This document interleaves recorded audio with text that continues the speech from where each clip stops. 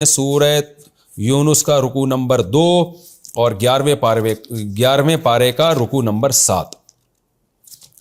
لفظی ترجمہ ہوگا مختصر گرامر کے ساتھ، پھر انشاءاللہ اس کی تفسیر ہوگی۔ وَلَوْ يُعَجِّلُ اللَّهُ لِلنَّاسِ، اگر، واو کا معنی اور، لو کا معنی اگر، یعجل اللہ جلدی کرے، للناس لوگوں کے لیے، عجل یعجل تعجیلاً کا مطلب جلدی کرنا، الشر لوگوں کے لیے شر میں جلدی کرے، یعنی اللہ اگر لوگوں کو شر میں جلدی کرے، کیا مطلب؟ لوگوں کو مصیبت پہنچانے میں جلدی کر لے اللہ اگر، کیسی جلدی؟ استعجالہم بالخیر، جتنی جلدی وہ طلب کرتے ہیں خیر میں، استعجل یستعجل استعجالاً، جلدی طلب کرنا، جلدی مچانا۔ تو مفہوم کیا ہوا؟ یعنی آسان ترجمہ کیا ہوا؟ اگر اللہ لوگوں کو شر پہنچانے میں جلدی کرے، ایسے جیسے لوگ خیر میں جلدی کرتے ہیں، جلدی مچاتے ہیں، یعنی کسی اچھی چیز کو حاصل کرنے میں جیسے لوگ جلدی مچاتے ہیں، اللہ اگر ان کو شر پہنچانے میں ایسے جلدی کرنا شروع کر دے تو کیا ہوگا؟ لَقُضِيَ إِلَيْهِمْ أَجَلُهُمْ، چکا دی جائے گی ان کی طرف ان کی میعاد، وقت مقرر، یعنی ان کے اجل کا فیصلہ کر دیا جائے گا۔ اجل کسے کہتے ہیں؟ وقت مقرر جس پہ ثواب یا عذاب آنا ہے، تو یہاں عذاب مراد ہے، تو اللہ ان کے اجل کو پورا کر دے گا، یعنی جلدی سے ہلاک کر کے پوری قوم کو تباہ کر دے گا۔ تفسیر میں ڈیٹیل آئے گی انشاءاللہ اس کی۔ فَنَذَرُ الَّذِينَ، پس ہم چھوڑ دیتے ہیں، وَذَرَ يَذَرُ کا معنی چھوڑ دینا، کہتے ہیں ذر چھوڑ دو اس کو، فَنَذَرُ نَوْذَرُ تھا اصل میں، پس ہم چھوڑ دیتے ہیں الَّذِينَ ان لوگوں کو، لَا يَرْجُونَ لِقَاءَنَا جو ہماری ملاقات کی امیدیں نہیں رکھتے، چھوڑ دیتے ہیں، فی طغیانہم ان کی سرکشی میں، یعمہون وہ حیران سرگردان گھومتے ہیں، ہم فوراً عذاب نہیں دیتے، ان کو چھوڑ دیتے ہیں۔ وَإِذَا مَسَّ الْإِنسَانَ اور جب انسان کو چھوتی ہے الضر کوئی مصیبت، دعانا تو وہ ہمیں پکارتا ہے، لِجَنبِهِ اپنے پہلو کے بل، جنب پہلو کو کہتے ہیں، او قاعدن یا بیٹھے ہوئے، او قائمن یا کھڑے ہوئے، فلما پس جب کشفنا عنہ ہم کشف کر دیتے ہیں، ہٹا دیتے ہیں، کھول دیتے ہیں، عنہ اس انسان سے، ضرہ اس کی مصیبت کو، مرہ وہ ایسے گزرتا ہے، یعنی ایسا ہو جاتا ہے، مرہ یمر مرورن گزرنا، لیکن یہاں مطلب ہے ہو جانا، اس طرح سے وہ گزرتا ہے یعنی زندگی گزارنا شروع کر دیتا ہے، یا ایسا ہو جاتا ہے کأن لم گویا کہ لم یدعونا اس نے ہمیں پکارا ہی نہیں تھا، دعا یدعو کا معنی پکارنا، لم یدعو اس نے نہیں پکارا ہمیں، الی ضرن کسی مصیبت کی طرف، مسہ جو مصیبت اسے پہنچی تھی، یعنی ایسا ہو جاتا ہے جیسے اس نے کبھی ہمیں کسی مصیبت کے لیے پکارا ہی نہیں ہے، جو مصیبت اس کو پہنچی تھی کبھی پکارا ہی نہیں اس نے ہمیں، ایسا ہو جاتا ہے۔ کذالک اسی طرح زینا مزین کر دی جاتی ہے، للمسرفین حد سے تجاوز کرنے والوں کو، ما کانوا یعملون وہ عمل جو وہ کرتے ہیں، حد سے تجاوز کرنے والوں کے لیے جو عمل وہ کرتے ہیں اسی طرح وہ عمل ان کی نظر میں مزین کر دیا جاتا ہے، حالانکہ وہ برا عمل ہوتا ہے۔ وَلَقَدْ أَهْلَكْنَا الْقُرُونَ مِنْ قَبْلِكُمْ تحقیق ہم نے ہلاک کیا ہے، قرون قرن بستی کو کہتے ہیں، قرون بہت ساری بستیاں ہم نے ہلاک کی ہیں، من قبلکم تم سے پہلے، لما ظلموا جب انہوں نے ظلم کیا تھا، وجاءتهم رسلهم بالبینات اور آئے ان کے پاس پیغمبر واضح دلائل کے ساتھ، وما كانوا ليؤمنوا میں نے بتایا تھا نا، کانا کے بعد جب لی آتا ہے اس کا مطلب وہ ایسے تھے ہی نہیں، ان کے یہ لائق ہی نہیں تھا کہ ایمان لے آتے، وہ یعنی بہت ہی بدبخت تھے وہ، وما كانوا ليؤمنوا وہ ایسے تھے ہی نہیں کہ ایمان لے آتے، كذلك نجزي القوم المجرمین اس طرح ہم مجرم قوم کو بدلہ دیتے ہیں، ثم جعلناکم پھر ہم نے بنایا تم کو، خلائف فی الارض زمین میں خلیفہ، زمین میں جانشین، ان کو مار کے ہم تمہیں لے کر آئے، من بعدہم ان کے بعد، لننظر تاکہ ہم دیکھیں، کیف تعملون تم کیسا عمل کرتے ہو، وَإِذَا تُتْلَى عَلَيْهِمْ آيَاتُنَا بَيِّنَاتٍ اور جب ان پر تلاوت کی جاتی ہے آیاتنا ہماری آیتیں، بینات واضح آیتیں، قَالَ الَّذِينَ لَا يَرْجُونَ لِقَاءَنَا وہ لوگ کہتے ہیں جن کو ہم سے ملاقاتوں کی امیدیں ہی نہیں ہیں، جن کا یہ خیال ہے کہ اللہ سے ملاقات ہی نہیں ہونے والی، وہ کیا کہتے ہیں؟ ایتی بقرآن غیر ھذا، اتا یاتی اتیانن کا معنی آنا، اس کے بعد جب با آئے تو اس کا معنی لانا، تو ایتی بقرآن آپ لے آئیں قرآن، لقاءنا کو جب ملا کے پڑھیں گے تو الف سائلنٹ ہو جائے گا، اصل میں تھا لقاءنا ایتی بقرآن لیکن پڑھا جاتا ہے لقاء نأتی بقرآن، جو لوگ ہم سے ملاقات کی امید نہیں رکھتے وہ کیا کہتے ہیں، ایتی بقرآن غیر ھذا، آپ ایک قرآن لے آئیں اس کے علاوہ، یہ والا نہیں چاہیے ہمیں، او بدلہ، یا آپ اس کو تبدیل کر لیں، تھوڑا سا اس میں ہمارے حساب سے آیتیں ڈال دیں۔ قل ما یکون لی، میں نے کہا نا کانا لی یکون لی کا کیا مطلب ہوتا ہے، اے نبی آپ کہہ دیجئے ما یکون لی، میرے لائق ہی نہیں ہے، مجھے اس کی طاقت ہی نہیں ہے، ان ابدلہ، کہ میں اس قرآن کو تبدیل کر دوں، من تلقائی نفسی، اپنے نفس کی جانب سے، تلقا کہتے ہیں جانب، تلقاء وجہ اللہ، اللہ کے چہرے کی طرف، تو تلقائی نفسی، اپنے نفس کی طرف سے میں اس میں کوئی تبدیلی کر دوں، یعنی اپنی طرف سے میں اس میں کوئی تبدیلی کر دوں، اس کی مجھے طاقت ہی نہیں ہے۔ ان اتبع الا ما یوحى الی، میں نہیں اتباع کرتا مگر ما، اس کلام کی، یوحى الی، جو میری طرف وحی کیا جا رہا ہے۔ انی اخاف، میں خوف زدہ ہوتا ہوں، ان عصیت ربی، اگر میں اپنے رب کی نافرمانی کروں گا تو کس بات سے خوف زدہ ہوتا ہوں، عذاب یوم عظیم، بہت بڑے دن کے عذاب کا خوف ہے مجھے۔ قل، اے نبی آپ ان سے کہہ دیجئے، لو شاء اللہ، اگر اللہ چاہتا، ما تلوتہ، میں نہیں تلاوت کرتا اس قرآن کی، علیکم، تم پر، ولا ادراکم بہ، ادرا یدری، ادراءن کا معنی خبر دینا، کہتے ہیں نا لا ادری، مجھے نہیں پتا، تو ادریا تھا اصل میں، اور نہ وہ اللہ کم، تمہیں بتاتا بھی اس قرآن کے بارے میں، اگر اللہ چاہتا تو نہ میں تلاوت کرتا تم پر، اور نہ اللہ تمہیں اس کے بارے میں کچھ بتاتا، قرآن کی خبر دیتا۔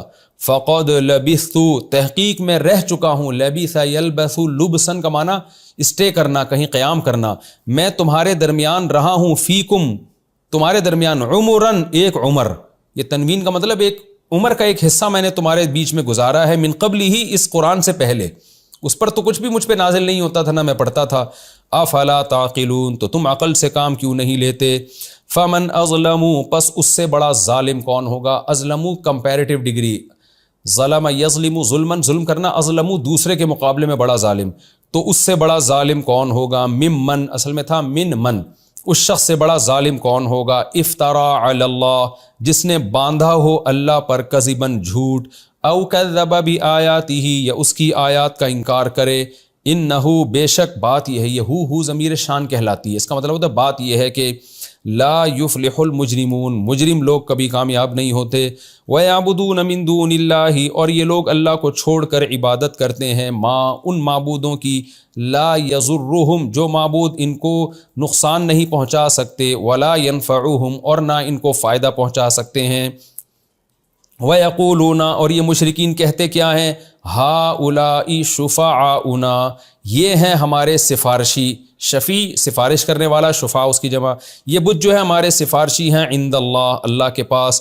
قل، اے نبی آپ کہہ دیجئے، اتنبئون اللہ، نبأ ینبئ، خبر دینا، اتنبئون، تنبئون تصرفون کی طرح، کیا تم اللہ کو خبر دیتے ہو، بما، اس چیز کی، لا یعلم، جو اللہ خود بھی نہیں جانتا، ایسی چیز تم یہ کہہ رہے ہو کہ یہ اللہ کے ہاں سفارشی کریں گے، تم اللہ کو وہ باتیں بتا رہے ہو جو اللہ کو بھی نہیں پتا، یعنی یہ ہے ہی نہیں بات، تو اللہ کو کیسے پتا ہوگی؟ بما لا یعلم، ایسی بات بتاتے ہو جو اللہ آسمانوں میں بھی نہیں جانتا اور زمین میں بھی نہیں جانتا، یعنی یہ چیز آسمان میں بھی غلط ہے، زمین میں بھی غلط ہے، یہ بات ہی غلط ہے۔ سبحانہ، وہ اللہ ہر عیب سے پاک ہے، وتعالی، اور بلند ہے، عما، ان معبودوں سے، یشرکون، جن کو یہ اللہ کے ساتھ شریک کرتے ہیں۔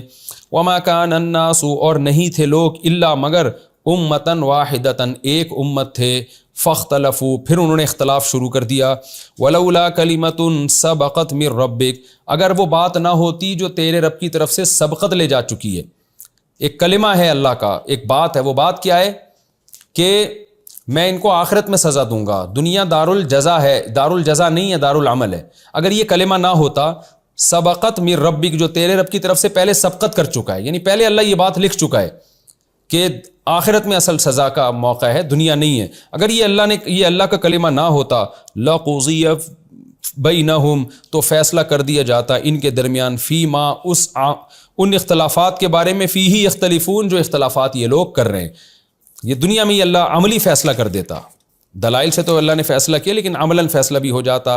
وَيَقُولُونَ لَوْلَا أُنزِلَ عَلَيْهِ آیَةٌ مِّن رَّبِّهِ، یہ لوگ کہتے ہیں کہ محمد صلی اللہ علیہ وسلم پر کوئی رب کی طرف سے آیت، یعنی کوئی بڑی نشانی، کوئی معجزہ نازل کیوں نہیں ہوا؟ فقل، تو اے نبی آپ ان سے کہہ دیجئے، انما الغیب للہ، غیب کا علم اللہ کے لیے ہے، فانتظروا، تم بھی انتظار کرو، انی معکم من المنتظرین، میں بھی تمہارے ساتھ انتظار کر رہا ہوں۔ اور 11ویں پارے کا رکوع نمبر 7، اس کا لفظی ترجمہ ہو چکا تھا، آج ہم انشاءاللہ اس کی تفسیر شروع کریں گے۔ اعوذ باللہ من الشیطان الرجیم، بسم اللہ الرحمن الرحیم۔ وَلَوْ يُعَجِّلُ اللَّهُ لِلنَّاسِ الشَّرَّ اسْتِعْجَالَهُم بِالْخَيْرِ لَقُضِيَ إِلَيْهِمْ أَجَلُهُم۔ اللہ تعالیٰ انسان سے ان آیتوں میں شکوہ کر رہے ہیں کہ اگر اللہ تعالیٰ لوگوں کے لیے جلدی کر دیتے شر میں، یعنی کوئی بھی گناہ کرتا اور فوراً اللہ کی طرف سے عذاب آ جاتا، جلدی آتا عذاب، اتنا جلدی، استعجالہم بالخیر، جتنا لوگ جلدی میں جاتے ہیں خیر کو طلب کرنے میں۔ جیسے آپ کو کوئی نعمت ملنے والی ہو نا، تو انسان کی خواہش کیا ہوتی ہے؟ فوراً ملے، فوراً ملے۔ آپ جب نیک عمل کرتے ہیں تو آپ کی خواہش ہوتی ہے فوراً مجھے بدلہ ملے اس کا، فوراً جنت ملے، فوراً اچھا بدلہ ملے مجھے اس کا۔ تو اللہ کہتے ہیں کہ یہ جو کافر لوگ ہیں، مشرک لوگ ہیں، یہ بھی بار بار کہہ رہے ہوتے ہیں ہم جب گناہ کر رہے ہیں تو ہمیں اگر یہ اسلام برحق ہے تو اس کی سزا فوراً مل جائے نا، تو سزا کیوں نہیں مل رہی؟ اسی طرح مسلمان گناہ گار بھی یہی سوچ رہے ہوتے ہیں، بھائی سزا کیوں نہیں مل رہی؟ تو اللہ کہتے ہیں بھائی جتنی تمہیں کسی خیر کے طلب کرنے میں جلدی ہے نا، اتنی اگر اللہ جلدی عذاب دینے میں کرنا شروع کر دے تو پھر ہوگا پتہ ہے کیا؟ لَقُضِيَ إِلَيْهِمْ أَجَلُهُمْ، تمہاری اجل کا فیصلہ کر دیا جائے گا، تمہارا کام تمام کر دیا جائے گا، تم سب تباہ و برباد ہو جاؤ گے۔ پھر یہ دنیا دار الامتحان نہیں رہے گی، یہ دار الجزا بن جائے گی، سزا کا گھر بن جائے گی۔ تو اللہ نے یہ امتحان کی جگہ رکھی ہے، اور رزلٹ ہمیشہ امتحان میں دیر سے اناؤنس ہوتا ہے، فوراً اناؤنس نہیں ہوتا۔ بس اب اللہ کا قاعدہ یہ ہے کہ سزا فوراً نہیں دینی، جس کا رزلٹ کیا ہے؟ فَنَذَرُ الَّذِينَ لَا يَرْجُونَ لِقَاءَنَا، پس ہم چھوڑ دیں گے ان لوگ کو، لا يَرْجُونَ لِقَاءَنَا، جو ہم سے ملاقات کی امید نہیں لگاتے، جن کا خیال یہ ہے کہ ہم مٹی ہو کے ختم ہو جائیں گے، اتنا بڑا جرم کر رہے ہیں لیکن ایسے مجرموں کو بھی ہم چھوڑ دیتے ہیں۔ فی طغیانہم یعمہون، ان کی سرکشی میں اس طرح چھوڑ دیتے ہیں کہ یعمہون، وہ حیران سرگردان گھوم رہے ہیں، اس میں ٹکرے مار رہے ہیں، ہدایت نہیں مل رہی ان کو، ہم چھوڑ دیتے ہیں، فوراً سزا نہیں دیتے۔ وَإِذَا مَسَّ الْإِنسَانَ الضُّرُّ دَعَانَا لِجَنبِهِ أَوْ قَاعِدًا أَوْ قَائِمًا۔ اللہ نے ایک اور شکایت بیان کی انسان کی۔ دیکھیں پچھلی آیت میں اللہ کیا بیان کر رہے ہیں کہ انسان چاہتا ہے بھائی اگر اسلام برحق ہے تو میں گناہ کروں فوراً سزا ملے، کیوں نہیں مل رہی؟ اس کا مطلب ہے کوئی آخرت نہیں ہے، گناہوں پہ اللہ کوئی ناراض نہیں ہوتا۔ لیکن دوسری طرف انسان کی عادت کیا ہے؟ وَإِذَا مَسَّ الْإِنسَانَ الضُّرُّ، جب کوئی مصیبت انسان کو پہنچ جاتی ہے، دعانا لجنبہ، تو پھر ہمیں یاد کرنا شروع کر دیتا ہے۔ پھر یہ نہیں کہتا کہ مصیبت پہنچی ہے تو کوئی بات نہیں، اللہ کون ہے، اسلام کون ہے، خدا کیا ہوتا ہے، نا نا نا نا نا، پھر بڑا ہمیں یاد کرنا شروع کر دیتا ہے۔ لجنبہ، اپنے پہلو کے بل بھی، او قاعدن، بیٹھے ہوئے حالت میں بھی، او قائما، کھڑے ہوئے بھی، یعنی ہر حال میں ہمیں پکارتا ہے پھر وہ۔ یعنی جب مصیبت پہنچتی ہے نا، پھر دلائل کو جو دلائل اس کے سمجھ میں نہیں آ رہے تھے وہ سارے سمجھ میں آنا شروع ہو جاتے ہیں۔ فَلَمَّا كَشَفْنَا عَنْهُ ضُرَّهُ، لیکن اس سے بڑا مسئلہ کیا ہے انسان کے ساتھ کہ جب ہم اس سے اس کی مصیبت کو دور کر دیتے ہیں، مرہ، وہ ایسے گزر جاتا ہے، یعنی ایسا ہو جاتا ہے كَأَن لَّمْ يَدْعُنَا، گویا کہ اس نے ہمیں پکارا ہی نہیں تھا، إِلَىٰ ضُرٍّ، کسی مصیبت کی طرف، مسہو، جو مصیبت اسے پہنچی تھی۔ بھول جاتا ہے پرانے غم کو کہ کیسے میں اللہ کو پکار رہا تھا اور کیسے میں دعائیں مانگ رہا تھا، کیسے میں نیک لوگوں کے پاس جا کے دعائیں کروا رہا تھا، منتیں مان رہا تھا۔ جب مصیبت دور ہوئی ایسا ہو گیا جیسے کبھی اللہ کو پکارا ہی نہیں تھا اس نے، ایسا اللہ کو بھول جاتا ہے۔ کذالک، اللہ فرماتے ہیں دیکھو اس طرح سے، زُیّنَ لِلْمُسْرِفِینَ، جو حد سے تجاوز کرنے والے لوگ ہیں، باؤنڈری کراس کرتے ہیں، اخلاقیات کی باؤنڈری بھی کراس کی انہوں نے، غیرت کی باؤنڈری بھی کراس کر دی۔ غیرت اور اخلاقیات کا تقاضا تھا نا کہ اس خدا کو یاد تو رکھتے، لیکن اللہ کہتے ہیں اس طرح سے حد سے تجاوز کرنے والوں کے لیے زُیّنَ، مزین کر دیا جاتا ہے، ما کانوا یعملون، وہ اعمال جو وہ کر رہے ہیں۔ تو کتنا برا عمل کیا، اللہ اس کو پہلے پکار رہے تھے، جب مصیبت دور ہو گئی تو اللہ کو بھول گئے۔ یہ بد عملی ان کے لیے مزین، یعنی اس کو برا بھی نہیں سمجھتے، وہ اس پہ ان کو ندامت بھی نہیں ہوتی۔ تو آگے اللہ فرما رہے ہیں وَلَقَدْ أَهْلَكْنَا الْقُرُونَ مِنْ قَبْلِكُمْ لَمَّا ظَلَمُوا، دیکھو ہم نے بہت ساری بستیوں کو ہلاک کیا ہے من قبلکم، تم سے پہلے، لما ظلموا، جب انہوں نے ظلم کیا تھا. یہ حرکتیں وہ پہلی بستیاں بھی کر چکی ہیں، ان سے عبرت حاصل کرو. وجاءتهم رسلهم بالبینات، ان کے پیغمبر بھی ان کے پاس واضح دلائل کے ساتھ آئے تھے. وما كانوا ليؤمنوا، لیکن وہ لوگ ایسے تھے ہی نہیں کہ ایمان لے آتے، ڈھیٹ ہٹ دھرم لوگ تھے. كذلك نجزي القوم المجرمين، اسی طرح ہم مجرم لوگوں کو بدلہ دیا کرتے ہیں، جیسے ہم نے پچھلی قوموں کو تباہ و برباد کیا. ثم، پھر، جعلناکم، اے لوگوں جو قرآن سن رہے ہو، جعلناکم، ہم نے تم کو بنایا، خلائف فی الارض، زمین میں جانشین. کتنی زبردست آیت ہے، یعنی ہم جو زمین میں آئے ہیں نا تو ہم بھی آگے گزر جائیں گے. تو اللہ ہمیں بتا رہا ہے کہ تم اپنے آپ کو کیا سمجھتے ہو، تم اپنے آپ کو اس زمین کا والے وارث سمجھتے ہو؟ ایسا نہیں ہے. بڑے لوگ آئے دنیا میں، چلے گئے، تم بھی آئے چلے جاؤ گے. تو اس دنیا سے دل نہ لگاؤ، یہ دنیا دارالامتحان ہے، آزمائش کی جگہ ہے، اس میں تم نے خدا کو جواب دینا ہے. پچھلی امتوں کے حالات سے عبرت حاصل کرو. تو جب تم زمین پہ آئے ہو، ہم نے خلیفہ بنایا، من بعدہم، ان پچھلی امتوں کے بعد. کیوں بنایا خلیفہ؟ لننظرا، تاکہ ہم دیکھیں، کیف تعملون، تم عمل کیسا کر رہے ہو. اور ہم جب زمین میں جانشین بنے ہیں تو ہم کیا کر رہے ہیں؟ ہم یہ دیکھ رہے ہیں کہ ہم دولت کتنی حاصل کرتے ہیں، ہم خواہشات کتنی پوری کرتے ہیں، ہم میں ترقی زیادہ کون کرتا ہے، ہم میں مزے زیادہ کون اڑاتا ہے، ہم میں صحت کس کی اچھی ہے. تو اللہ نے جو غیر مسلم کا کانسیپٹ ہے وہ بالکل غلط قرار دیا ہے. اور اللہ نے اپنا، جو اللہ نے جس مقصد کے لیے ہمیں پیدا کیا اس کو قرآن میں ہائی لائٹ کیا کہ ہم نے جو تمہیں ان کے بعد زمین میں جانشین بنایا، صرف ایک وجہ تھی، لننظرا، تاکہ ہم دیکھیں، کیف تعملون، تمہارا عمل کیسا ہے. وَإِذَا تُتْلَى عَلَيْهِمْ آيَاتُنَا بَيِّنَاتٍ، کتنی پیاری آیات ہیں جو تلاوت کی جا رہی ہیں. لیکن مشرکین کیا کہا کرتے تھے؟ قرآن شکایت کر رہا ہے. اِذَا تُتْلَى عَلَيْهِمْ آيَاتُنَا بَيِّنَاتٍ، جب ان پر ہماری آیتیں، واضح آیتیں، واضح کا مطلب ایسی واضح آیتیں ہیں جو اٹریکٹ کرتی ہیں، ان آیتوں پر اعتراض بنتا نہیں ہے. لیکن جب ان پر ہماری آیتیں تلاوت کی جاتی ہیں، قال الذین لا یرجون لقاءنا، وہ لوگ کہتے ہیں جو ہم سے ملاقات کی امید نہیں لگاتے. کیونکہ اگر وہ ملاقات کی امید ہوتی نا کہ ایک دن اللہ کے سامنے کھڑے ہونا ہے، تو پھر ایسی بات کرتے نہیں. آخرت کے جو منکر لوگ ہیں وہ کیا کہتے ہیں؟ ایتی بقرآن غیر ھذا، اے نبی آپ قرآن لے آئیں غیر ھذا، اس کے علاوہ. یعنی ہم آپ کو اپنا سردار بھی مان لیں گے، ہم آپ کو قوم کا لیڈر بھی مان لیں گے. معاذ اللہ نقل کفر، اگر آپ کو یہ شوق ہے لیڈر بننے کا، کوئی سیاسی لیڈر کا یا بادشاہ بننے کا، معاذ اللہ، تو یہ قرآن کے علاوہ کوئی اور کتاب لے آئیں، ہم آپ کو فالو کرنا شروع کر دیں گے. ٹھیک ہے، آپ عرب کے ایک بڑے خاندان میں پیدا ہوئے ہیں، آپ کے والد ایک بزرگ تھے، ان کی ایک خاندانی شرافت تھی، آپ کے چچا، آپ کے دادا، سارے قریشی ہاشمی، بیت اللہ کی چابیاں ان لوگوں کے ہاتھ میں تھیں، آپ بڑے اونچے خاندان کے ہیں، آپ کی شرافت بھی مشہور ہے، آپ نے کبھی زندگی میں زبان سے جھوٹ نہیں بولا.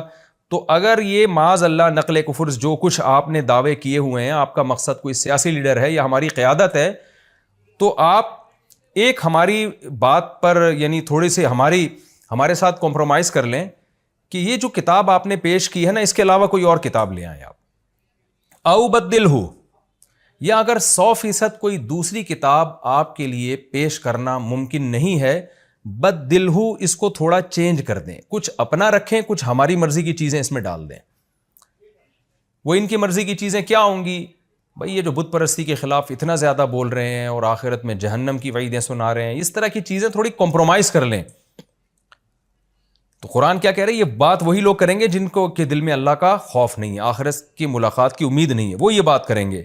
تو اے نبی آپ جواب میں کہہ دیجئے، قل، اے نبی ان سے کہہ دیجئے، ما یکون لی، میرے لیے یہ لائق ہی نہیں ہے، میرے لیے پاسبل ہی نہیں ہے، ان ابدلہ، کہ میں اس قرآن کو چینج کر دوں. دوسرا قرآن لانا تو دور کی بات، اس میں ذرہ برابر بھی چینجنگ، ما یکون لی، میں نے بار بار بتایا نا، کانا لی، ما یکون لی، یہ سب کس کے معنی میں ہوتا ہے کہ پاسبل ہی نہیں ہے میرے لیے.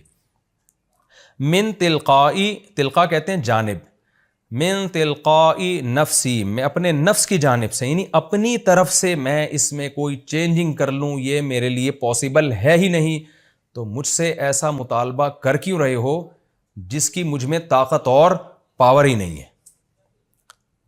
تو بڑی زبردست آیت ہے یہ بھی۔ اس سے کیا پتہ چلتا ہے ہمیں کہ اسلام کے جو احکام ہیں نا وہ کوئی کسی اسمبلی میں منظور نہیں ہوئے ہیں، یعنی اسلام کے جتنے بھی لاز ہیں وہ ایسا نہیں ہے کہ کئی لوگ مل کے بیٹھے ہوں، بڑے بڑے دماغ بیٹھے ہوں، انہوں نے اسمبلیوں میں اتفاق رائے سے کوئی قانون پاس کیا ہو اور اس قانون پہ پھر دوسری اسمبلی اس کو آ کے چینج کر سکتی ہے یا اس میں تبدیلی کر سکتی ہے، یہ ایسا نہیں ہے۔ تو نبی صلی اللہ علیہ وسلم بتا رہے ہیں کہ یہ جو قرآن مجھ پہ نازل ہو رہا ہے یہ خدا کا کلام ہے، تو مجھ سے ایسی بات کا مطالبہ کیسے کر رہے ہو جو میرے بس میں ہی نہیں ہے۔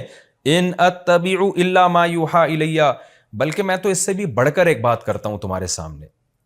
بڑھ کر بات کیا ہے کہ تم یہ سمجھ رہے ہو شاید میرے پاس اتھارٹی ہے اس کو چینج کرنے کی، جیسے سیاسی لیڈروں سے کمپرومائز کیا جاتا ہے اور لیڈروں سے بات کی جاتی ہے کہ بھئی آپ ہمارے پورے قابو میں نہیں آ رہے تو کچھ چینجنگ کر لیں۔ تو یہ تو دور کی بات، میں اس سے بڑھ کے بات بتاتا ہوں۔ وہ بات کیا ہے؟ ان اتبع الا ما یوحى الی، کہ جو کچھ مجھ پہ وحی کی جا رہی ہے میں بھی اسی کو فالو کرتا ہوں، یعنی اس قرآن کے آرڈرز پہ عمل کرنا جتنا تمہارے لیے ضروری ہے اتنا ہی میرے لیے ضروری ہے، اور میرے لیے اور بھی زیادہ ضروری کیوں؟ انی اخاف ان عصیت ربی عذاب یوم عظیم، مجھے ڈر ہے اگر میں نے اپنے رب کی نافرمانی کی۔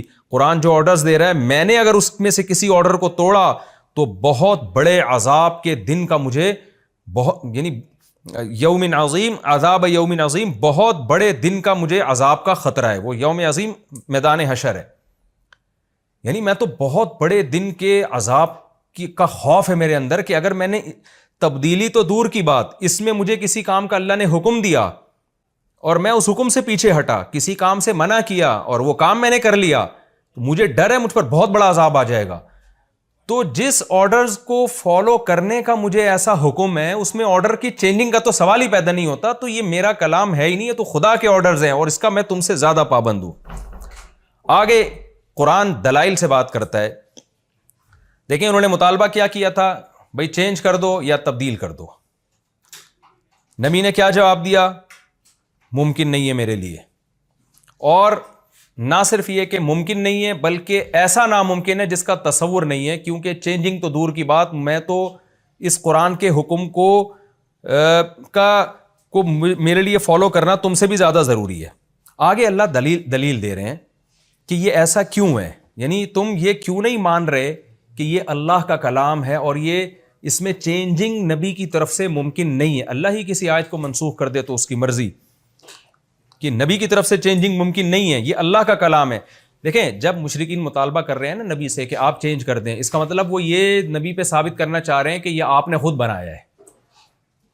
تو اس کا آگے جواب دیا جا رہا ہے، قل لو شاء اللہ ما تلوتہ علیکم، اے نبی آپ ان سے کہہ دیجئے اللہ اگر چاہتا تو میں اس کلام کو تم پہ تلاوت نہ کرتا۔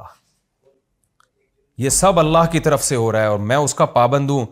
ولا ادراکم بہ، اور نہ اللہ تمہیں اس کلام کی خبر دیتا۔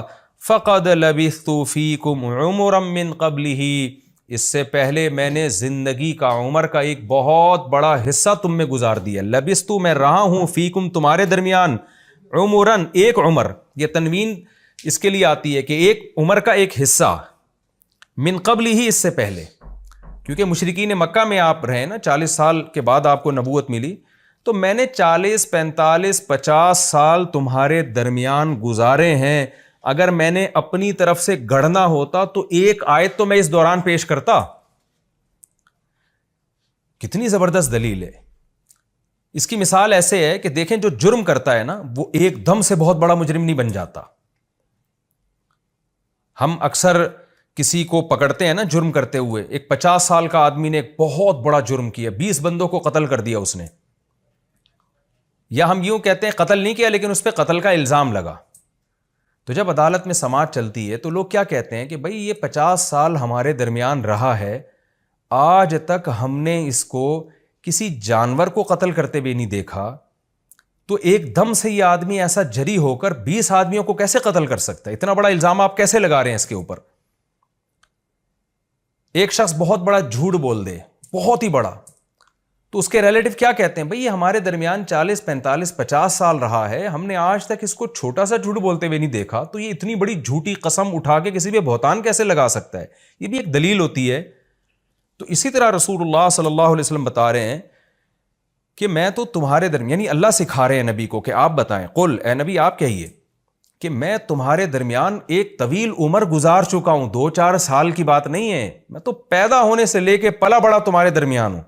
اور اس زمانے میں تو گاؤں دیہاتوں کا ماحول ہوتا تھا، لوگ ایک دوسرے کو بہت اچھی طرح جانتے تھے، ایسے گنجان آبادیاں نہیں تھیں کہ پڑوسی کا پتہ نہ ہو۔ آج بھی آپ دیہاتوں میں جائیں، سب ایک دوسرے کو نام سے جانتے ہیں، ان کے نسب سے جانتے ہیں، اور عرب تو اس کا بڑا خیال کیا کرتے تھے۔ تو میں تمہارے درمیان میں نے عمر کا ایک بہت بڑا حصہ گزارا ہے، اگر میں نے جھوٹ بولنا ہوتا تو میرے کچھ جھوٹ پہلے بھی تو پکڑے جاتے نا۔ مجھے لیڈر بننے کا شوق ہوتا، مجھے حکومت کا شوق ہوتا، مجھے ریاست کا شوق ہوتا، میں کوئی سیاسی لیڈر ہوتا اور مجھے کچھ جھوٹ بولنے پڑتے، یہ کچھ جھوٹی آیتیں گھڑتا تو کچھ تو گھڑتا نا پہلے۔ یہ کیا بات ہے کہ میری عمر 40 سال ہوئی ہے اور میں نے آیتیں جب پڑھنا شروع کی ہیں تو پڑھتا چلا جا رہا ہوں، تو یہ خود ایک ظاہری علامت ہے اس بات کی کہ یہ میرا گڑھا ہوا کلام نہیں ہے، یہ اس ذات کا کلام ہے جو میرے اوپر نازل، جس خدا نے میرے اوپر اس کلام کو نازل کیا، یہ اس خدا کا کلام ہے۔ فَقَدْ لَبِثْتُ فِيكُمْ عُمْرًا، مجھے یہ آیت پڑھنے میں بہت مزہ آتا ہے، جب بھی میں سورہ یونس کی تلاوت کرتا ہوں نا، مجھے اس آیت میں بڑا مزہ آتا ہے۔ قُلْ لَوْ شَاءَ اللَّهُ مَا تَلَوْتُهُ عَلَيْكُمْ، اے نبی آپ ان سے کہہ دیجئے اللہ چاہتا تو میں ان آیتوں کو تم پہ تلاوت کر کے نہ سناتا، اتنی میں مخالفت کیوں لیتا بھلا؟ وَلَا أَدْرَاكُمْ بِهِ، اور نہ اللہ تمہیں ان آیتوں کے بارے میں، قرآن کے بارے میں بتاتا۔ فَقَدْ لَبِثْتُ فِيكُمْ عُمْرًا مِّن قَبْلِهِ، تحقیق میں تمہارے درمیان ایک عمر کا بہت بڑا حصہ گزار چکا ہوں، اس میں ایک لفظ میری زبان سے نہیں نکلا اور اب پورے کلام نکلنا شروع ہو گیا، تو کچھ عقل کے ناخن لو۔ افلا تعقلون، تم عقل سے کام کیوں نہیں لیتے؟ فمن ظلم ممن افترى علی اللہ کذبا، تو بتاؤ اس سے بڑا ظالم کون ہوگا جو اللہ پہ جھوٹ باندھے؟ کیا مطلب؟ اگر میں یہ کہہ رہا ہوں اللہ کا کلام ہے تو میں اللہ پہ جھوٹ باندھ رہا ہوں نا، اگر یہ واقعی جھوٹا، معاذ اللہ میں نے جھوٹا دعویٰ کیا نبوت کا، تو جس شخص کی زبان سے زندگی میں کبھی جھوٹ نہ نکلا ہو، اچانک وہ جھوٹ بولے تو اتنا بڑا جھوٹ کہ پیدا کرنے والے پہ جھوٹ باندھ دے، یہ کیسے ممکن ہے؟ اس لیے کہ اس سے بڑا ظالم تو کوئی ہو ہی نہیں سکتا جو افترا علی اللہ کذبا، جو اللہ پہ جھوٹ باندھے۔ تو میں ایک طرف تم میری صداقت کی، امانت کی گواہی دیتے ہو کہ ہم نے کبھی نبی صلی اللہ علیہ وسلم کی زبان سے جھوٹ نہیں دیکھا، کبھی کوئی غیر اخلاقی سرگرمیوں میں نہیں دیکھا، اور ایک طرف میں اتنا بڑا ظالم بن جاؤں کہ جس خدا نے پیدا کیا کلام میرا ہو اور میں اس کے کھاتے میں ڈال دوں، اس کی طرف نسبت کر دوں، وہ تو بہت ہی بڑا کوئی ظالم ہوگا۔ تو فمن اظلم ممن افترى علی اللہ کذبا، اس سے بڑا ظالم کون ہوگا جو اللہ پہ جھوٹ باندھے، او کذب بآیاتہ، اسی طرح خوب سمجھ لو جو اللہ پہ جھوٹ باندھے اس سے بڑا ظالم کوئی نہیں ہے، لیکن جو اللہ کے کلام کو جھوٹا قرار دے اس سے بڑا بھی کوئی ظالم نہیں ہے۔ وہ کلام جس کا کلام ہونا ثابت ہو جائے، تو یا تو میں بہت بڑا جھوٹا معاذ اللہ، یا تم بہت بڑے یا تو میں بہت بڑا ظالم معاذ اللہ، یا تم بہت بڑے ظالم ہو۔ تو تم تحقیق کرو، واقعی اگر یہ اللہ کا کلام ہے تو تم اس کا انکار کر کے بہت بڑے ظالم بن رہے ہو۔ انہ لا یفلح المجرمون، بے شک بات یہ ہے کہ مجرم لوگ کبھی کامیاب نہیں ہوتے۔ اگر میں نے اللہ پہ جھوٹ باندھا ہے تو سب سے بڑا ظالم میں، اور اگر میں نے جھوٹ نہیں باندھا، واقعی اللہ کا کلام ہے، تو خوب سمجھ لو پھر اس کا انکار کر کے تم سے بڑا ظالم پھر کوئی نہیں ہوگا، اور ایسے مجرم لوگ کبھی کامیاب نہیں ہوتے۔ وَيَعْبُدُونَ مِن دُونِ اللَّهِ مَا لَا يَضُرُّهُمْ وَلَا يَنفَعُهُمْ، مشرکین یہ سارے کام کر کیوں رہے ہیں؟ قرآن کو جھوٹا کیوں قرار دے رہے ہیں؟ اس لیے کہ ان کو اپنے پتھروں کے بنائے ہوئے بتوں کی عبادت کو چھوڑنا پڑے گا اور خاندانی رسومات کا بائیکاٹ کرنا پڑے گا، یہ سارا کھیل ہی اسی کا ہے۔ تو قرآن کہہ رہے کہ تم قرآن کا انکار کر کے سپورٹ کس نظریے کو کر رہے ہو، یہ بھی تو دیکھو نا۔ دیکھیں ایک آدمی قرآن کا انکار کرتا ہے، ویسے ہی نہیں کرتا، ویسے ہی نہیں مانتا وہ قرآن کو، یہ بھی غلط ہے، لیکن ایک انکار اس لیے کر رہا ہے کہ قرآن میں یہ کہا ہے کہ جھوٹوں پر اللہ کی لعنت، اور یہ ایک نمبر کا جھوٹا ہے یہ خود، تو ہم اس کو کیا کہیں گے؟ یار تو ایک ایک کتاب کا صرف اس بیس پہ انکار کر رہا ہے کہ تیرے لیے جھوٹ حلال ہو جائے. جیسے آج جو ایتھیسٹ اور ملحد لوگ قرآن کا انکار کرتے ہیں, کیوں کرتے ہیں؟ اس لیے نہیں کہ ان کو قرآن ہونے کا یقین نہیں ہے, اس لیے کہ قرآن کی تعلیمات ان کو باؤنڈ کر دیتی ہیں. قرآن ان سے زنا چھڑوائے گا, قرآن ان سے ہومو سیکشولیٹی چھڑوائے گا, قرآن ان کو ماں باپ کا احترام سکھائے گا, قرآن ان سے شراب چھڑوائے گا, قرآن ان کو نماز کا پابند بنائے گا. تو ان کو قرآن سے دشمنی کیوں ہے؟ آپ دیکھیں نا, سب سے زیادہ ایتھیسٹ اور ملحد لوگ قرآن اور اسلام کے خلاف بولتے ہیں. آپ باقی کسی مذہب کے خلاف اتنا زیادہ نہیں بولتے. وہ وجہ کیا ہے کہ ان کی خواہشات میں سب سے بڑی رکاوٹ قرآن بنتا ہے, کیونکہ زنا پہ پابندی لگا رہا ہے, سود پہ پابندی لگا رہا ہے, شراب پہ پابندی لگا رہا ہے, جوئے پہ پابندی لگا رہا ہے, ماں باپ کے سامنے اف کرنے کی اجازت نہیں دے رہا, ان کو اولڈ ہاؤس میں جمع کرانے پر پابندی لگا رہا ہے, رشتہ داری جوڑنے پر پابندی لگا رہا ہے, اور بہت ساری عورت کو شوہر کی اطاعت کرنے پر جو ہے نا مجبور کر رہا ہے کہ عورت آزاد نہیں ہے بلکہ وہ اپنے شوہر کے احکام کی پابند ہے. فیملی سسٹم جوڑنے کی پابندی اور بہت سارے احکامات ہیں. تو ہم ایسے موقع پہ ایتھیسٹ سے کیا کہتے ہیں کہ آپ قرآن کا انکار اس لیے کر رہے ہو تاکہ زنا آپ کے لیے حلال ہو جائے. آپ قرآن کا انکار اس لیے کر رہے ہو تاکہ والدین کا جو اولاد کے ساتھ مضبوط رشتہ ہے اس رشتے میں دراڑیں پڑ جائیں. آپ قرآن کا انکار اس لیے کر رہے ہو تاکہ خاندانی نظام تباہ و برباد ہو جائے. بالکل یہی انداز قرآن کا ہے. قرآن کہتا ہے یہ قرآن کا انکار اس لیے کر رہے ہیں تاکہ یہ جو پتھروں سے تراشے ہوئے بت ہیں ان کی عبادت کو یہ جائز سمجھنا شروع کریں کلچر کی وجہ سے.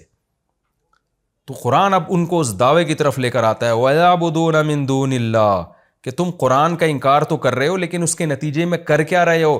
وَيَعْبُدُونَ مِن دُونِ اللَّهِ, اللہ کو چھوڑ کر عبادت کرتے ہیں, مَا لَا يَضُرُّهُمْ, ان معبودوں کی جو نہ ان کو نقصان پہنچا سکتے ہیں, وَلَا يَنفَعُهُمْ, اور نہ ان کو فائدہ پہنچا سکتے ہیں, وَيَقُولُونَ هَؤُلَاءِ شُفَعَاؤُنَا عِندَ اللَّهِ, اور کہتے ہیں یہ ہیں ہمارے سفارشی اللہ کے ہاں.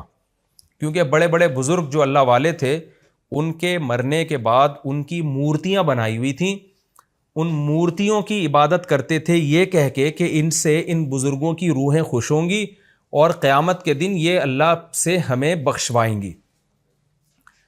یعنی ایک طرف مان بھی رہے ہیں کہ اللہ بھی ہے, اور یعنی اگر قیامت قائم ہوئی اور سزا ملی تو یہ ہمیں بخشوائیں گے.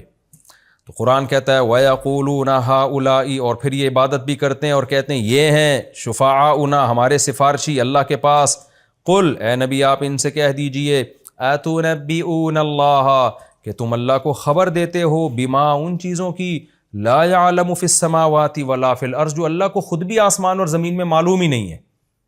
نہ زمین میں اس کا علم نہ آسمان میں. ظاہر ہے جو چیز اللہ کے علم میں نہیں ہے اس کا مطلب اس کا وجود ہی نہیں ہے. تو اس کی تمہارے پاس دلیل کیا ہے؟ کس نے تمہیں بتایا کہ یہ قیامت کے دن اللہ کے ہاں سفارشی کریں گے؟ جس اللہ کے پاس کریں گے سفارش کریں گے اس اللہ کو تو پتہ نہیں ہے, تو تمہیں کہاں سے پتہ چل گیا؟ سبحانہ, وہ اللہ ہر عیب سے پاک ہے, وتعالی, اور بلند ہے, عما یشرکون, ان معبودوں سے جن کو یہ اللہ کے ساتھ شریک کر رہے ہیں. وہ شرک سے پاک ہے, عبادت میں اس کے ساتھ کوئی شریک نہیں ہے.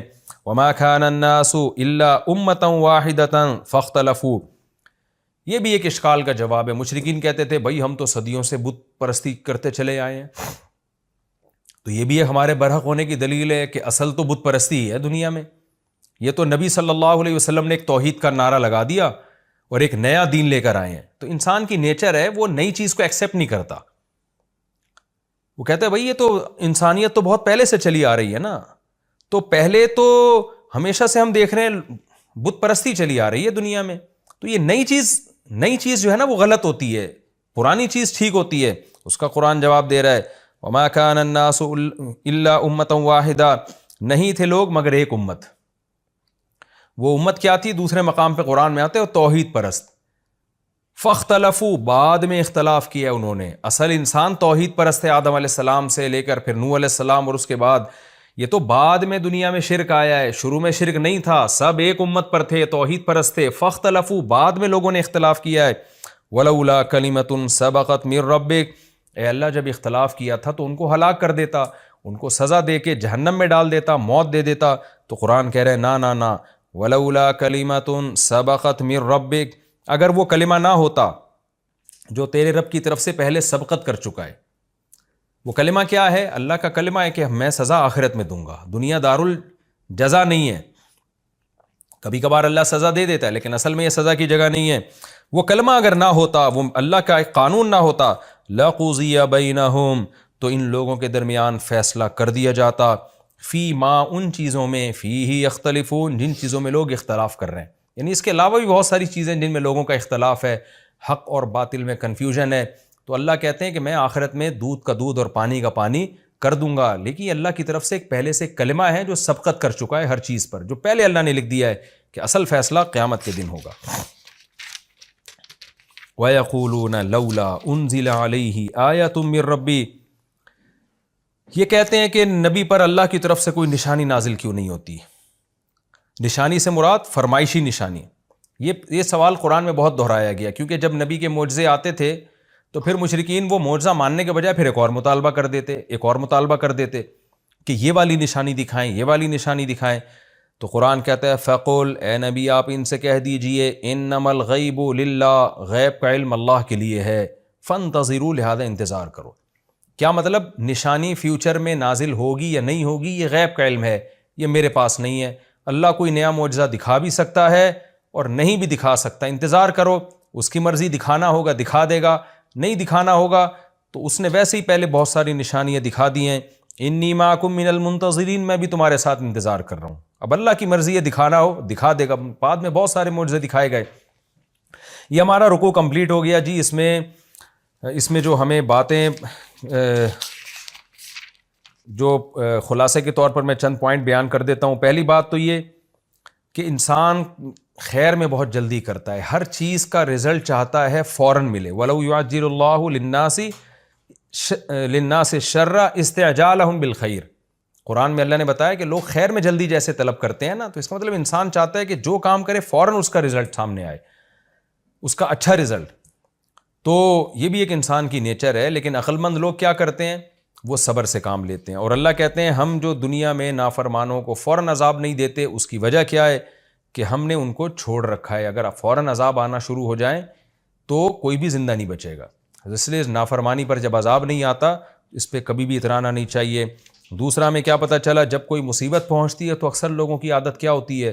اللہ کو پکارتے ہیں، اور جب مصیبت دور ہو جاتی ہے تو ایسے بن جاتے ہیں جیسے کبھی اللہ کو پکارا ہی نہیں تھا. كَأَن لَّمْ يَدْعُنَا إِلَىٰ ضُرٍّ مَّسَّ.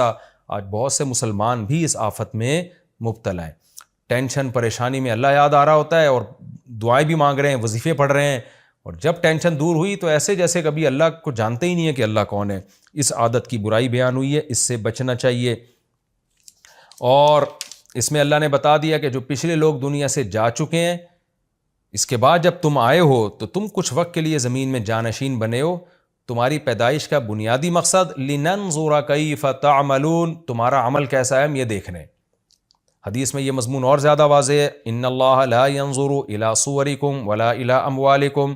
اللہ نہ تمہاری شکلوں کو دیکھتا ہے نہ تمہارے دولت کو دیکھتا ہے، ولکن ينظر الى قلوبکم واعمالکم، صرف تمہارے دل اور اعمال کو دیکھتا ہے وہ. حدیث میں اس کی تشریح ہے.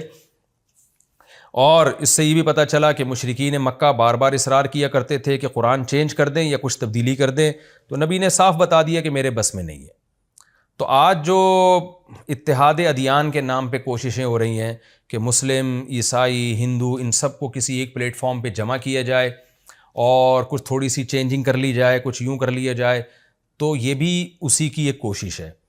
تو اس میں دیکھیں اتحاد بین الامم، یعنی مختلف قوموں مذہبوں کے درمیان اتحاد اگر اس طور پر ہو کہ ان میں جھگڑے ختم ہو جائیں، ایک دوسرے پہ ہوٹنگ ختم ہو جائے، تو اس کا تو اسلام بھی قائل ہے. لیکن اگر اس طور پر ہے کہ اتنا کمپرومائز کر لیں کہ ہم ان کی مذہبی رسومات کو فالو کرنا شروع کر دیں اور جناب ہم ان کو مطمئن کرنے کے لیے مندروں میں جا کے بتوں کے سامنے جھکنا شروع کر دیں، اور کبھی مسلمان چرچوں میں جائیں اور وہاں جا کے عبادت شروع کر دیں، تو جو کہ اسلام کی تعلیمات کے بالکل اگینسٹ ہے، اس کی قطعاً اجازت نہیں ہے. تو کمپرومائز کے لیے بھی کچھ حدود ہیں. آج ہم نے بہت سے لوگوں کو دیکھا ہے کہ وہ اسلامی حکام ہی چینج کر لیتے ہیں. بعض لوگوں نے جہاد کا انکار کر دیا، بعض لوگوں نے غیر مسلموں کو خوش کرنے کے لیے اسلام کے جو 4 شادیوں کا فلسفہ ہے اس کا انکار کر دیا، کیونکہ اس سے جو لبرل عورتیں ہیں ان کو بڑا غصہ آتا ہے، تو اس کا انکار کر دیا. بعض لوگوں نے کیا کیا کہ وراثت کے حکام میں کچھ چینجنگ کر دی. اب اسلام میں جو یتیم پوتا ہے، ایک شخص کا انتقال ہوا، زید کا انتقال ہوا، اس کے 2 بیٹے ہیں. ایک بیٹے کا زید کی زندگی میں انتقال ہو گیا اور ایک بیٹا زندہ ہے. تو جس کا زید کی زندگی میں انتقال ہوا اس کے بھی بچے اگر ہیں تو اسلام میں ان بچوں کا کوئی حصہ نہیں ہے، اس لیے کہ زید کے جس بیٹے کا زید کی زندگی میں انتقال ہو گیا اس کا حصہ ختم ہو گیا، تو جو بیٹا زندہ ہے اس کو وراثت ملے گی۔ اب کیا ہے کہ چونکہ لبرل لوگوں نے کوئی یہ چیز سمجھ میں نہیں آتی، تو ہمارے ہاں ماضی میں کیا ہوا، پاکستان میں کچھ لبرل قسم کے مولویوں کو لا کے قانون پاس کرا لیا گیا اور اس یتیم پوتے کا بھی حصہ ڈال دیا، کیونکہ آپ کو اچھا نہیں لگ رہا کہ یار اس بیچارے کے پاس کہاں سے پیسے آئیں گے، حالانکہ اس کے ایک اور طریقہ بھی ہو سکتا تھا، اس کو پیسے، اس کو وراثت میں حصہ دلانے کا کوئی ایک خاص طریقہ ہو سکتا تھا، وصیت ہو سکتی تھی اس کے لیے، لیکن کیا ہے کہ گوروں کو خوش کرنے کے لیے، مغربی دنیا کو خوش کرنے کے لیے بہت سارے اسلام کے احکام میں گڑبڑ کی جا رہی ہے، چینجنگ کی جا رہی ہے۔ تو جیسے نبی صلی اللہ علیہ وسلم نے، مشرکین نے جب آپ سے مطالبہ کیا کہ قرآن میں چینجنگ کریں تو آپ نے صاف طور پر انکار کیا، اور یاد رکھیں اس زمانے میں جتنا نبی صلی اللہ علیہ وسلم پہ دباؤ تھا نا، آپ کی قوت بہت کم تھی، آپ بہت کسمہ پرسی میں تھے، تھوڑے سے لوگ آپ کے ساتھ مومن ہوئے تھے اور پوری دنیا ایک طرف تھی۔ تو اگر اسلام میں چینجنگ کی ذرہ برابر اجازت ہوتی نا مصلحت کی خاطر، تو اس وقت نبی چینجنگ کرتے۔ جب اس وقت چینجنگ نہیں ہوئی، تو جب اسلام دنیا میں پھیل گیا، 1 ارب سے زیادہ لوگ مسلمان ہیں، تو اب چینجنگ کی کہاں سے اجازت ہو گئی ہے؟ اس میں یہ بھی داخل ہے کہ لوگ کیا کرتے ہیں، بعض دفعہ کسی کو دین کے قریب لانے کے لیے گناہ میں اس کے ساتھ شرکت کر لیتے ہیں، یہ بھی حرام ہے۔ مثال کے طور پر ایسے واقعات آپ نے سنے ہوں گے کہ جی ایک آدمی کی بینک کی آمدن تھی، تو آپ نے اس کو دین پہ لانے کے لیے اس کے پیسوں سے چائے پی لی تاکہ دین کے قریب کروں، حالانکہ آپ نے جب اس کے ساتھ کھانا کھایا ہے وہ تو اسی حرام پیسوں سے کھانا کھلا رہا ہے، جو اگر حرام ہے، ہر بینک میں جاب بھی حرام نہیں ہے اور بینک کے ہر شعبے کی ارننگ بھی حرام نہیں ہے، اگر حرام شعبے سے اس کا تعلق ہے، سود میں انوالومنٹ ہے کسی طریقے سے، تو آپ اس کے خرچے پہ چائے نہیں پی سکتے، الا یہ کہ آپ وہ پہلے نیت کریں صدقہ کرنے کی اور اس کو بتائیں، وہ ایک لمبا ٹاپک ہے۔ تو اسلام کی ایک باؤنڈری ہے، جوڑ پیدا کرنے کے لیے بھی آپ کو اس باؤنڈری کو کراس کرنے کی اجازت نہیں ہے۔ لوگ کیا کرتے ہیں، مخلوط گیدرنگ میں شادیوں میں چلے جاتے ہیں، اب جیسے لڑکے لڑکیاں اکٹھے ہیں، ایک بےہودگی کا ماحول ہوتا ہے شادیوں میں، ہم نے دیکھا بعض داڑھیوں والے بھی چلے جاتے ہیں، ان کو منع کرو یار یہ تو گناہ کی مجلس ہے، غلط ہے، آپ کیوں جا رہے ہو؟ تو جواب کیا دیتے ہیں، بھائی رشتہ داری جوڑنے کے لیے۔ تو رشتہ داری جوڑنے کی بھی ایک باؤنڈری ہے، اس کو بھی آپ اس باؤنڈری کو کراس نہیں کر سکتے۔ تو یہ ببانگ دوہل بتا دیا، بھائی یہ جو اسلام کے قوانین ہیں یہ کوئی اسمبلیوں میں پاس ہوئے قوانین نہیں ہیں، یہ من جانب اللہ نازل ہوئے ہیں، تو جو نازل ہو گئے اس میں کسی قسم کی چینجنگ کی آپ کو اجازت نہیں ہے۔ ہاں کچھ احکام ایسے ہیں جس میں اسلام میں نے خود سے لچک رکھی ہے، ان میں بڑے بڑے فقہا کا، مجتہدین کا اختلاف بھی ہوتا ہے، جہاں اختلاف ہوگا تو وہ پھر علماء جانتے ہیں اس اختلاف کے آداب کیا ہیں اور اس اختلاف کی وجہ سے مسئلے پر اثر کیا پڑتا ہے اور کیا زمانے کی چینجنگ کے لحاظ سے اس میں تبدیلی ہو سکتی ہے، تو وہ تبدیلی جائز ہے، کیونکہ اسلام نے ہی ان احکام میں لچک رکھی ہے، وہ اسلام میں تبدیلی نہیں کہلائے گی، کیونکہ اس میں تو اختلاف ہے نا، اس میں دونوں طرف احادیث ہیں، اس کے پھر جو اصول کیا ہیں، ضابطے کیا ہیں، وہ علماء کرام مدارس میں پڑھتے ہیں، اس میں بھی عوام کو خود سے اجازت نہیں ہے، وہ علماء مدارس میں پڑھتے ہیں وہ اصول اور ضابطے، اس کے لحاظ سے زمانے کے لحاظ سے چینجنگ ہو سکتی ہے، تو وہ چینجنگ اسلام میں چینجنگ نہیں کہلائے گی، کیونکہ اسلام نے خود ان میں پہلے سے ایک لچک رکھی تھی۔ تو یہ بھی ہمیں ان آیتوں سے پتہ چلتا ہے کہ آپ کو اس کی اجازت نہیں ہے کہ زمانے کے لحاظ سے آپ اسلام کے جو قطعی اور یقینی احکام ہیں ان کو آپ چینج کرنا شروع کر دیں۔ اور ایک نقطے کی بات یہ بھی پتہ چلتی ہے کہ مشرکین تو کہتے تھے یہ جو بت ہیں یہ ہماری قیامت کے دن بخشش کروائیں گے، آج یہ کانسیپٹ تو بہت کم رہ گیا ہے، لیکن یہ پیروں کے بارے میں کانسیپٹ آج بھی موجود ہے، لوگ اپنے پیروں کو ایسا اپنا باپ بنا لیتے ہیں، وہ پیر صاحب شریعت کے خلاف بھی چل رہے ہیں پھر بھی اس کو فالو کر رہے ہیں، اور یہی ہوتا ہے کہ یہ پیر ہمیں قیامت کے دن ہماری کشتی پار لگا دیں گے، تو ایسا کچھ بھی نہیں ہے، آپ کو بھی شریعت کو فالو کرنا ہے، آپ کے پیر صاحب کو بھی شریعت کو فالو کرنا ہے، جو شریعت کو فالو نہ کرے اس کو آپ پیر نہیں بنا سکتے، اس سے تعلق قائم نہیں کر سکتے۔ یہ ہمارا رکوع جی کمپلیٹ ہو گیا۔